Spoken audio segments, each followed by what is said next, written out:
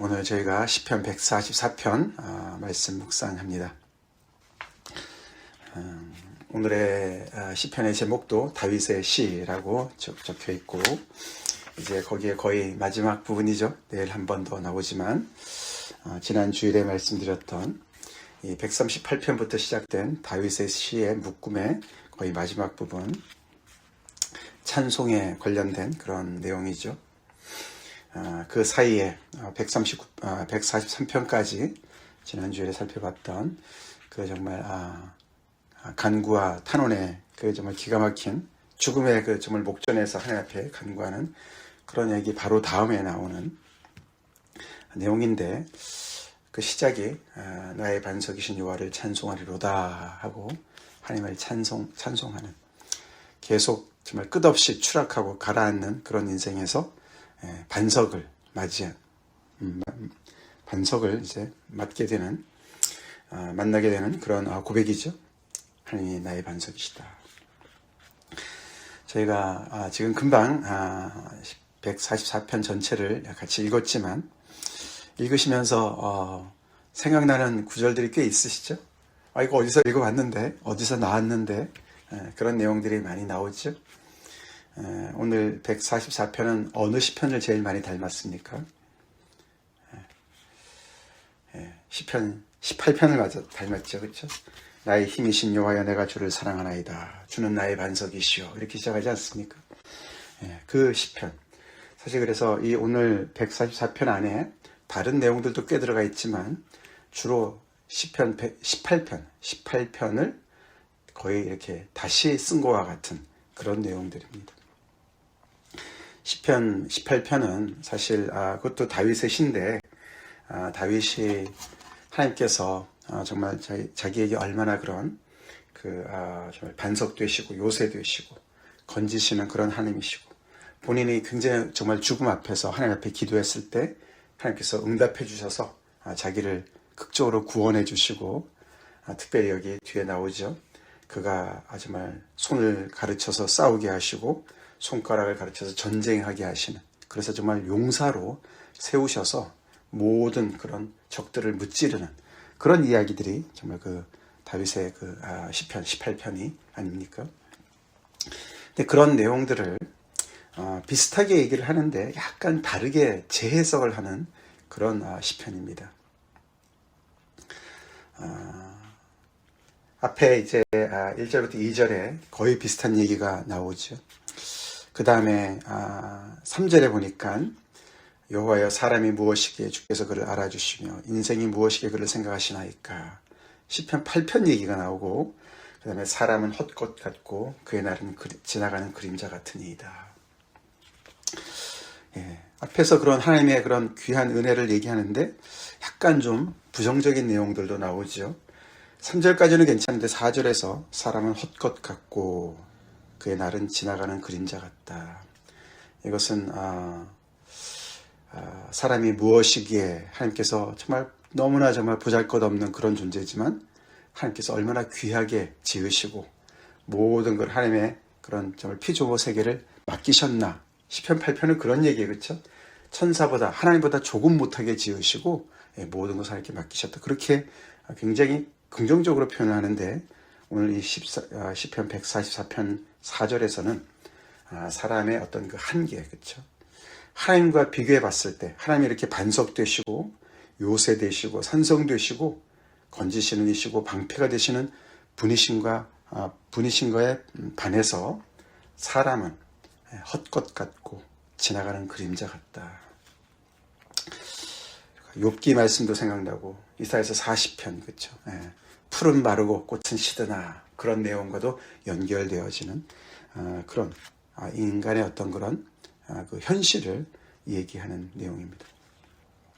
그래서 이 시편 144편이 시편 18편을 이렇게 다시 읽는 그런 내용이라고 보여지는 것이죠.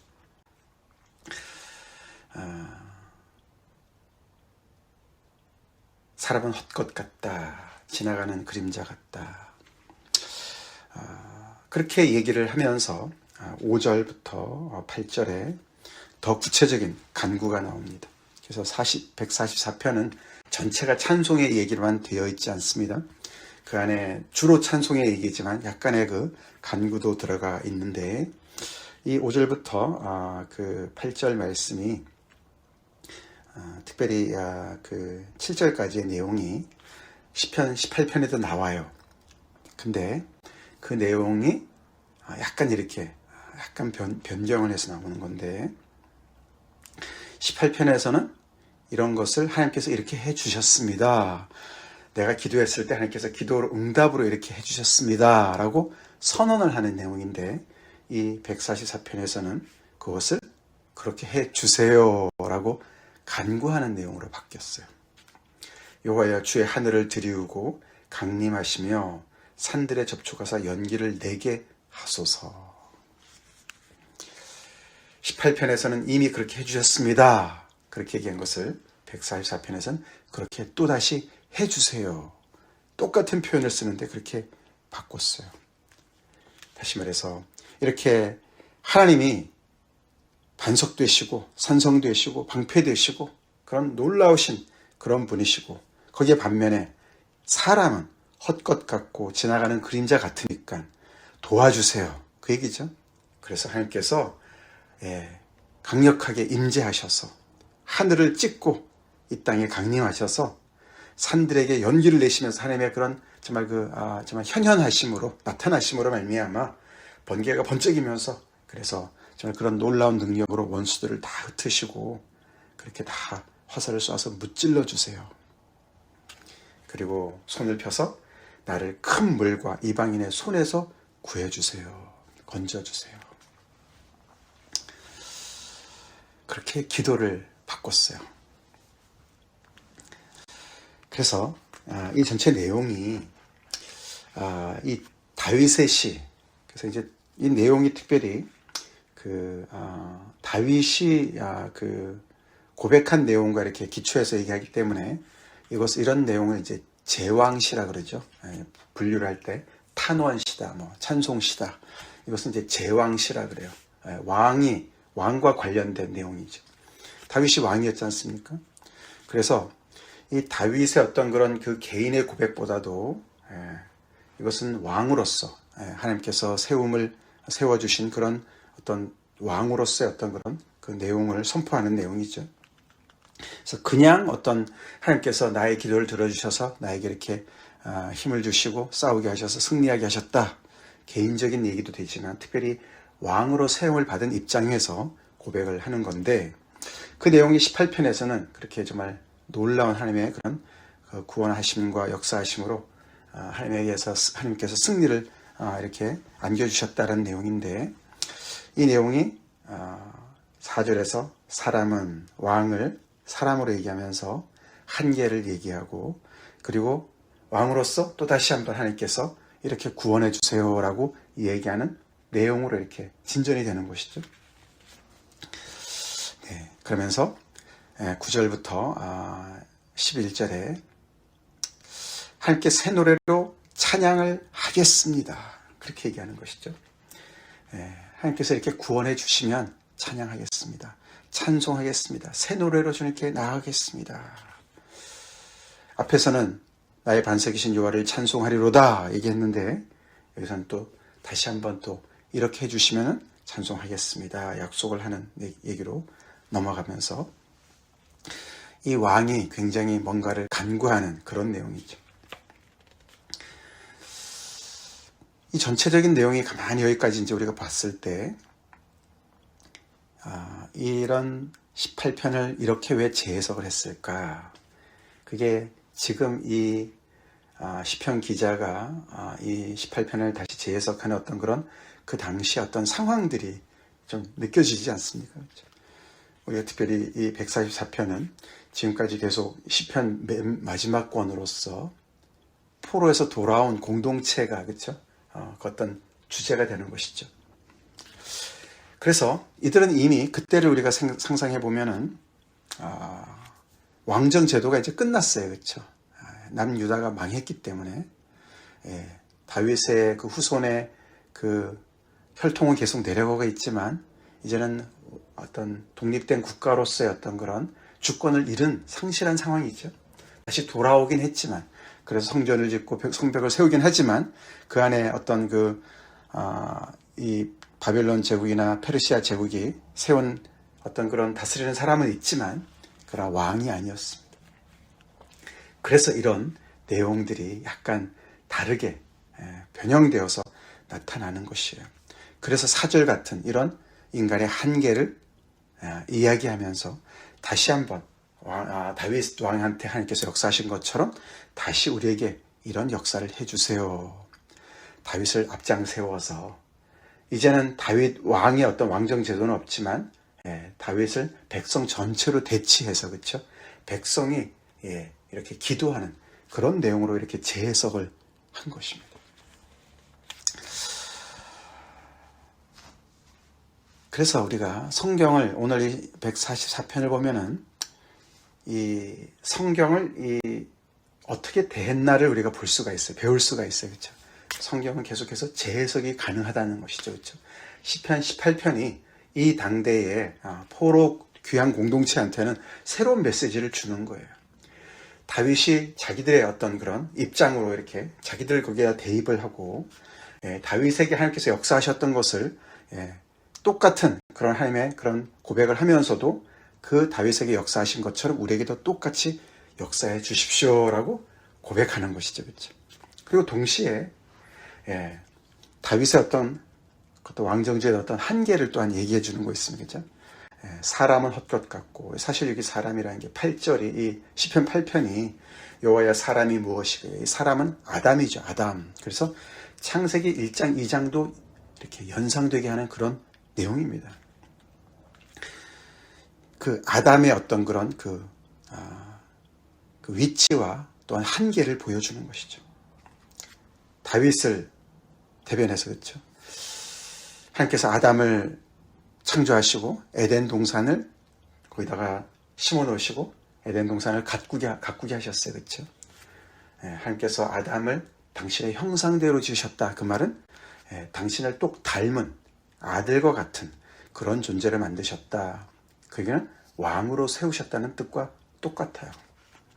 그래서 대리 통치를 하도록 세우신 것이죠. 다윗이 왕인 거랑 거의 비슷한 내용이죠. 그런데 그가 왕이고 하나님과 정말 많이 닮은 존재이지만 하나님의 형상대로 지음을 받은 존재지만 사람은 사람인 것이죠. 그렇죠? 사람이 하나님이 아닌 것이죠. 그 한계가 분명하죠. 그래서 그가 맡은 그 역할을 잘 감당하는 그게 사실은 왕의 일이죠. 왕이 하나님을 대신해서 통치하는 존재로서 하나님 아래서 하나님의 그 권세 아래서 하나님의 주권 아래서 순종하는 그래서 어떻게 보면 매니저 격이고 그렇죠? 행정가죠. 하나님께서 허락해 주는 것들을 잘 관리하고 다스리는 그런 위치에 있는 존재인데 이 왕권이 잘못 가서 하나님의 말씀을 어기고 점점 더 다윗의 후손이 특별히 북이스라엘과 남유다에서 왕정 제도가 완전히 잘못 가지 않았습니까? 그래서 결국엔 다 망해서 이렇게 왕권 제도가 다 이제는 없어진 이런 상황에 놓여 있는 것이죠. 마치 사람이 타락해서 아담이 타락해서 그렇죠? 이 하나님의 에덴 동산에 쫓겨난 것처럼 하나님의 축복을 잃어버리고 다시 돌아오긴 했지만 왕정 제도를 다 이제는 더 이상 유지하지 못하는 이런 상황. 그들의 그 상황과 연결되어지는 것입니다. 그래서 이 시편은 특별히 그 특징이 이스라엘 백성들이 하나님 앞에 나아가서 이렇게 두 손 들고 기도하는데 한 손은 하나님 앞에 계속해서 간구해요. 그렇죠? 간구합니다. 우리에게 필요가 있습니다. 도와주세요. 이 큰 물과 이방인의 손에서 우리를 건져주세요. 그런 얘기 하나 하고 한쪽 손은 뭐죠? 또 감사하는 마음도 있어요. 그렇죠? 찬송도 해요. 그래서 이 공존하고 있습니다. 그래서 어떤 분이 그렇게 표현했어요. 두 손을 드는데 한 손은 필요의 손이고 한 손은 감사의 손이다. 그게 하나님의 백성의 두 손인 거예요. 우리의 손과 똑 닮았습니다. 그렇죠? 우리는 늘 그렇지 않습니까? 우리 하나님 앞에 나가 기도할 때, 두 손 들고 기도할 때 한 손은 필요의 손이고 한 손은 감사의 손이 되도록 합시다. 두 손이 그런 거예요. 그래서 이들이 계속 그렇게 간구합니다. 그러면서 거기서 끝나질 않고 12절부터 15절에 하나님께서 이렇게 응답해 주셔서 앞으로 우리에게 이루어져야 될, 하나님께서 정말 삶의 모든 구석구석을 축복해 주셔서 하나님의 언약 백성으로서 누릴 축복을 미리 어떻게 보면은 기도하고 소원하고 어떻게 보면은 또 이렇게 축복하는 그런 축도를 드리는 그런 기도문으로 볼 수가 있죠. 이렇게 되기를 너무나 간절히 바라고 우리 현실이, 우리의 후손들이 이렇게 되길 간절히 바랍니다 라는 그런 축복 기도로 마무리를 합니다. 그 영역이 굉장히 넓죠. 삶의 모든 것을 다 포함합니다. 우리의 아들들, 우리의 딸들. 그래서 앞에서는 1인칭이었는데 나의 반석이다, 내가, 그래서 다윗을 주어로 이렇게 얘기했는데 12절에는 우리라고 표현합니다. 우리의 아들들, 우리의 딸들, 우리의 자녀들이죠. 우리의 곳간, 창고, 우리의 양과 숫소, 그렇죠? 그래서 삶의 전체적인 부분들, 그게 다 하나님의 축복을 받아서 우리의 아들들은 장성한 나무들 같고, 거기서 중요한 것은 장성하다는 것이죠. 잘 성장해서 무럭무럭 자랐다. 그래서 굉장히 아주 그런 든든한 그런 어떤 외적인 힘을 얘기하고, 딸들은 궁전의 양식대로 아름답게 다듬은 모퉁이 돌이다. 그래서 균형과 안정과 견고함을 나타내고 자녀들이 이렇게 잘 성장하게 하는 것. 마찬가지로 우리의 곳간에는 백곡이, 온갖 종류의 하나님께서 공급해 주시는 그런 곡식들이, 알곡들이 가득하고 꽉 차 있어요. 우리의 양들은 번성하는데 천천만만으로 번성하는 거예요. 들은 양으로 가득 차 있어요. 숫소는 무겁게 그냥 튼실하게 실었다. 잘 그냥 튼튼하게 잘 자랐다. 하나님의 축복이 온 사방에 임합니다. 굉장히 정말 아름다운 편이죠. 그리고 없는 것도 있어요. 그렇죠? 우리가 요한계시록 맨 끝에도 그렇죠? 하나님께서 재창조하신 곳에는 어둠도 없고 눈물도 없고 사망도 없고, 그런 것처럼 여기도 우리를 침노하는 일이 없다. 적군이 들어와서 우리의 성벽을 무너뜨려서 들어오는, 침략하는 일이 없고, 우리가 나아가 막는 일이 없다라고 보냈는데, 여기 나아간다는 것이 끌려간다 그런 뜻이에요. 포로로 다시 잡혀가는 일이 없고, 거기에는 슬퍼서 부르짖는, cry out 하는 부르짖음. 백성들 안에 정말 이렇게 너무나 고통스러워서 살려달라고 부르짖는 그런 부르짖음이 없다. 그래서 모두가 다 이 하나님의 샬롬의 축복을 다 받아 누리는 천국이 이루어지는 것이, 하나님의 나라가 이루어지는 그런 표현입니다. 이러한 백성은 복이 있나니, 여호와를 자기 하나님으로 삼는 백성은 복이 있도다. 그렇게 복으로 끝납니다. 오늘 시편의 시작이 찬송하리로다로 시작해서 blessed거든요. bless the Lord. 그래서 복되신 주님, 우리의 반석이십니다. 요한은 복되신 주님이십니다. 우리의 반석 되십니다. 그렇게 시작을 했다가 맨 끝이 이런 백성은 복이 있도다. 그래서 blessed로 시작해서 blessed로 끝납니다.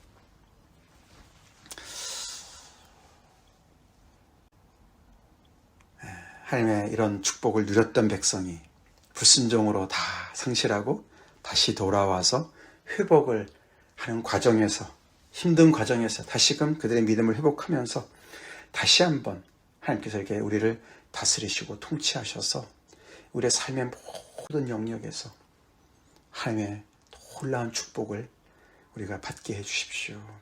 그런 백성으로 우리를 완전히 다시금 회복시켜 주십시오. 그런 소원으로 오늘 본문이 끝납니다. 다윗의 시라는 제목으로 다시 한번 우리가 전체적으로 다시 한번 이렇게 묵상해 볼 때, 왕이 하는 일의 한계를 다시 한번 보여주고 있어요. 그렇죠? 왕이 백성들의 행복을 다 책임질 수가 없지요. 조금 전에 우리가 묵상한 12절부터 15절의 내용은 오직 하나님만이 하실 수 있는 일이죠. 왕이 뭘 할 수가 있겠습니까? 어느 정도는 할 수 있겠지만 다윗이 잘한다고 다윗이 모든 백성들의 이런 필요를 다 채워줄 수가 있겠습니까? 그래서 그 분명한 한계를 노래하는 거예요. 다시 한번 깨닫고 노래하는 거예요. 그것이 다윗의 그 위치가 바로 사람의 위치고 그 사람의 위치가 바로 우리 각자의 위치인 줄로 믿습니다. 그렇죠? 우리가 그걸 잘 깨달아야 되는 것이죠. 그래서 이 다윗이 왕이 뭘 할 수가 있을까요? 하나님께 순종하고 하나님을 이렇게 복 주신 하나님을 찬송하는 일밖에 없어요. 그렇죠? 그게 하나님이 정말 세운 사람이 하는 일이죠. 그러한 그 본분을 그 하나님께서 아담에게 부여하셨어요. 그렇죠? 그 아름답게 지으시고 온갖 각종 모든 과실들을 다 세워놓으시고 그렇죠? 다 지어놓으시고 하나님께서 그 모든 축복을 아담에게 다 주시고 단 한 가지만 하지 말라고 그랬어요. 그렇죠? 동산 중앙에 있는 나무의 실과를 따먹지 말아라. 선악을 알게 하는 나무의 실과는 따먹지 말아라. 그 하나님의 말씀과 주권을 인정해라. 그 얘기 아닙니까? 그렇죠? 선악을 분별하고 판단하는 것은 내 몫이니까 너가 스스로 선악을 너 스스로가 판단해서 너 스스로가 결정하지 말아라. 그 얘기 아닙니까? 그렇죠? 그거 똑같죠? 그렇죠? 왕을 세워놓은 것과 똑같은 그 일. 그 이야기로 다윗의 이 이야기가 거의 이렇게 끝에 나오는 것이죠. 우리 하나님의 복을 받아 누리는 사람으로 삽시다. 그래서 이 축복, bless, 이 하나님께 축복을 받는다. 그 얘기는요, 버라카, 그 얘기는요, 하나님께 무릎을 꿇다. 그런 뜻이에요. 무릎 꿇다. 하나님께 무릎 꿇는 인생이 복을 받는다는 뜻이에요. 우리 하나님 앞에 그런 백성으로 삽시다. 아멘? 이렇게 삽시다. 그렇게 하나님께 복받아 하나님을 찬송하고 하나님의 이 복을 주변의 사람들한테 나눠주는 복의 근원으로 살아가는 사람으로 하나님께서 우리를 부르셨습니다. 우리를 부르셨습니다. 다윗의 이 놀라운 고백, 나의 반석이시고 나의 사랑이시고 나의 요새시고 나의 산성이시고 나를 건지시는 이시고 나의 방패시다. 그 고백 우리가 늘 하나님 앞에 드리면서 하나님께서 정말 그 세워놓으신 그 한계를 우리의 그 바운더리를 잘 알고 지킵시다. 그게 하나님의 말씀이죠. 그렇죠? 하나님의 말씀이죠. 하나님의 말씀에 하나님의 권위를 인정하고 우리의 삶 속에 인정하고 하나님의 주권을 인정하고 범사의 그를 인정하라. 잠언서 말씀 그렇죠? 그래서 하나님께서 우리의 삶에 이런 하나님의 구체적인 복들이 이 맨 끝에 여호와를 자기 하나님으로 삼는 백성은 복이 있도다. 이 복은 그 원어가 좀 달라요. 에스레이라고 그러는데 에스레이 이 복은 물질적인 복이에요. 물질적인 복이에요. 구체적인 삶의 물질적인 복이에요. 여기 그렇잖아요. 그렇죠? 곡간과 그런 양과 숫소와 자녀들과 그렇죠? 구체적인 사회의 어떤 그런 안전과 이런 모든 복들, 삶의 구체적인 그런 속에서의 하나님의 그런 통치가 이루어져서 샬롬의 그런 모든 구체적인 복들을 얘기해요. 하나님의 축복은 신령한 복이 우리의 삶의 구석구석에 다 임하는 것입니다. 우리가 우리 영혼이 잘된 것 같이 범사가 잘되고 강건하기를 바라는 그 기도처럼 우리의 영혼, 몸이 다 하나님의 복을 받는 은혜가 있도록 기도합시다. 다 같이 기도하겠습니다. 주님 감사합니다. 오늘 시편 144편 말씀 묵상하며 포로교환 공동체가 시편 18편을 어떻게 다시 읽었는지 자신들의 현실에 어떻게 적용하면서 주님 앞에 기도했는지를 보며 또 우리 자신을 또 그에게 대입하며 주님께 나아갑니다. 하나님, 우리를 하나님보다 조금 못하게 지으신 하나님 사람으로서, 하나님의 형상대로 지음을 받은 사람으로서, 무엇보다도 아버지 둘째 아담 되신 예수 그리스도를 통해서 우리를 구원하신 그 사람으로서, 왕같은 제사장들로서 우리 땅에 세우셨습니다. 주님, 그 자리를 잘 지키고 순종하고 하나님의 주권 아래 아버지 하나님의 주의 정말 내리시는 복을 잘 받아 관리하며 또 아버지 나누며 주의 영광을 드러내는 저희 삶 되길 간절히 기도합니다. 아버지, 우리 안에도 정말 감사가 있고 기쁨이 있지만 또한 필요가 있습니다. 우리가 두 손을 들고 늘 주님 앞에 나아가는 저희가 되게 도와주시고, 아버지 우리의 삶에 이렇게 아버지 구체적인 물질적인 아버지 이런 축복들을 또한 아버지 허락하시고, 그 주신 하나님의 복을 또 주변에 필요한 사람들에게 열심히 흘려보내며 나누며 주님께 영광 돌리는 그런 저희 삶 되길 간절히 기도합니다. 한 해를 마무리하는 이때에 다시금 정말 아버지께서 우리의 삶을 온전히 다스리시고 통치하시고 우리에게 복을 주시길 간절히 기도하고 예수님 이름 받들어 기도 올리옵나이다. 아멘.